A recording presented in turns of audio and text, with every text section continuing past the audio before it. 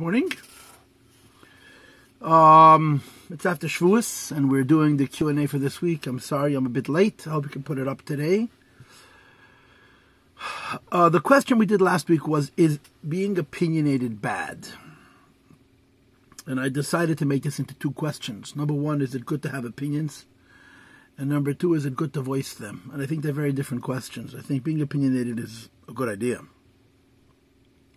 I do think, however, and this is critical, that to be opinionated means you have to be very deliberate, and you have to be very curious, and you have to listen and ask questions.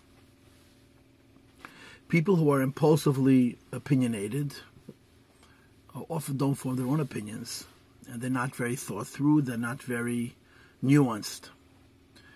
But I believe that the intent of the questioner was not, should I have opinions, but should I voice my opinions? The question is being opinionated bad? And if yes, what can I do about it? And I believe that the intent was, I find myself always telling other people what I think. What do you think about me telling other people what I think?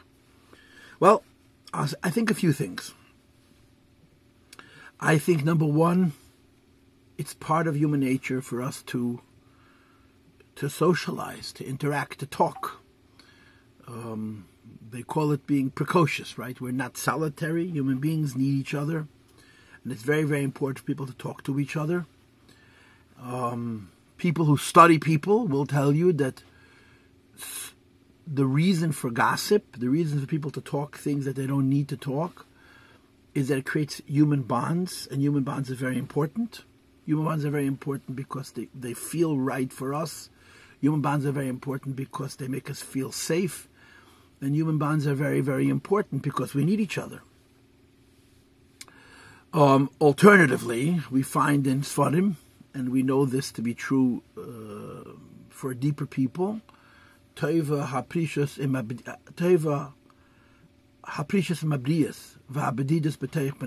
a human being who has the ability to be part of a social group and at the same time in a certain way be withdrawn, have his own self-identity that's considered optimum, because having your own space, your own quiet, means that you have your own thoughts, you have your own musings, and you also have the ability to decide which conversations to indulge in. Not everything that's going on is necessarily so wonderful.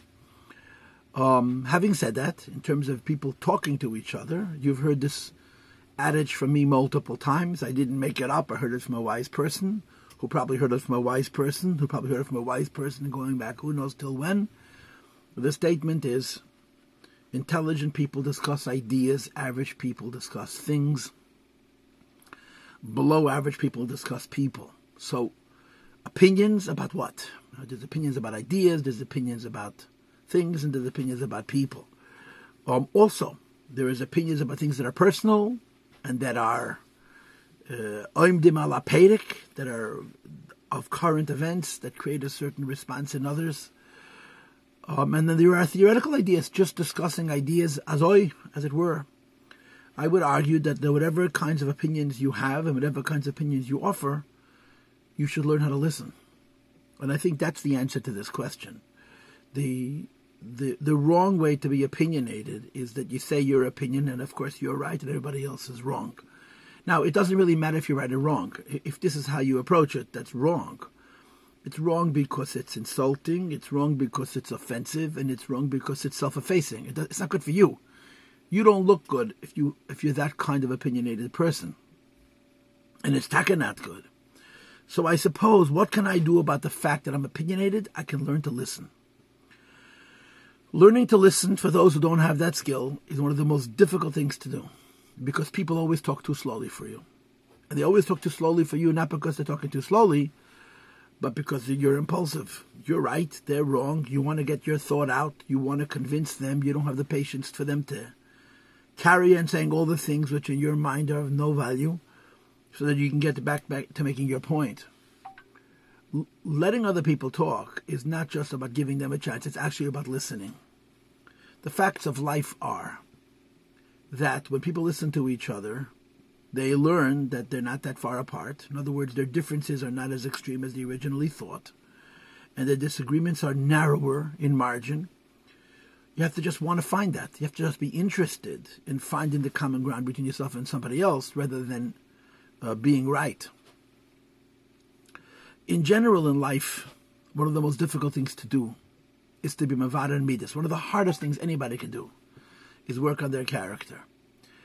And anybody who has this tendency of forming opinions quickly or even precisely and offering their opinions to others, who feels that this may be a chassaron in themselves because they have a difficulty listening to other people, to change that is not an easy thing to do. It's a very, very difficult thing to do. And to learn how to listen when you're not a listener, especially when you're listening to people who you don't necessarily consider as intelligent as you, and they may in fact not be as intelligent as you, is very difficult to do, but it's really worthwhile.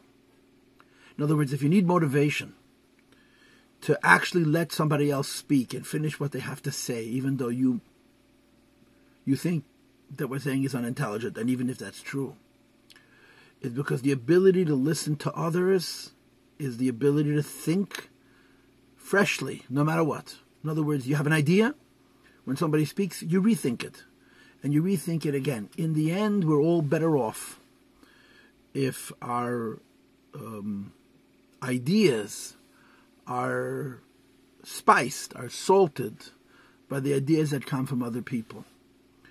And then you can form more intelligent opinions. And again, I don't think a person shouldn't say what he thinks. I think a person should say what he thinks in a way that allows other people to say what they think and to disagree. You know, the oldest adage, we agree to disagree. For two people to have an argument and for it to end that way is quite mature. There's a letter, I think, from the previous Rebbe to the Rebbetzin, the Chamadina, where the Rebbe met some professor of, I think, Egyptology, ancient Egyptian history, and he and the Rebbe, our Rebbe, got into a discussion and a disagreement that went on for a long time until that professor was forced to admit that the Rebbe was right and he was wrong, even though they were discussing a field that he was expert at and the Rebbe's knowledge was casual. And he writes, the Frierdiker Rebbe does, the entire time that they argued, neither of them raised their voice once. I think that's a great way to close this particular thought.